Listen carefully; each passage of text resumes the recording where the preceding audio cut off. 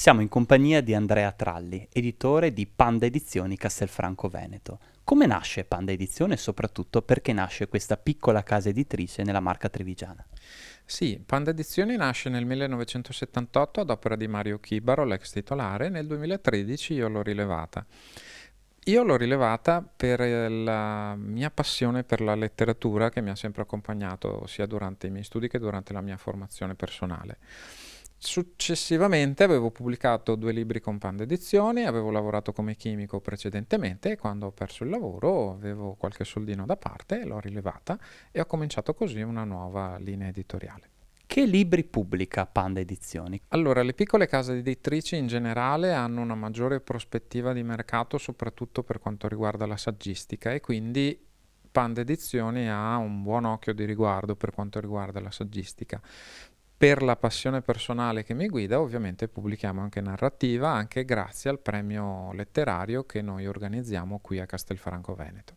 Quali sono gli argomenti degli ultimi libri che ha pubblicato nel 2019 e nel 2018?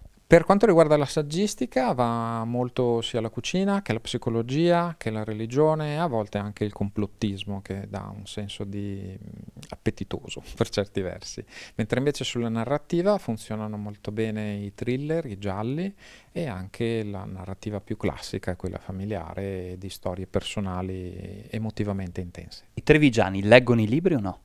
I trevigiani leggono abbastanza, tutto sommato, non moltissimo, però leggono abbastanza, sono bravi da questo punto di vista. Spesso e volentieri leggono libri legati al territorio, come per esempio alcuni gialli ambientati a Treviso, per esempio, oppure anche dei temi classici, come per esempio le colline del Prosecco, e questo tipo di approfondimenti piacciono molto. Però c'è una bassa penetrazione della lettura in Italia. Solo il 40% della popolazione legge più di un libro l'anno, quindi significa che il 60% legge meno di un libro l'anno.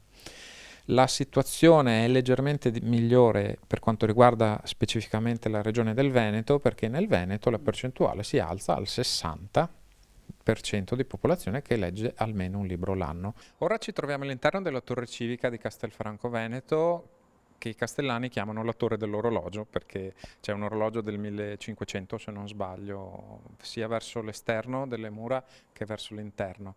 La torre però è originaria del 1200 e faceva parte delle difese murarie di Castelfranco, per cui è diventata famosa. Insomma, era un avamposto di difesa della Marca Trevigiana nei confronti dei Carraresi, i quali successivamente hanno edificato Cittadella come difesa dall'altra parte. Ecco, in questo luogo davvero suggestivo della cittadina di Castelfranco Veneto vorrei parlare del vostro premio letterario, il premio letterario istituito da Panda Edizioni.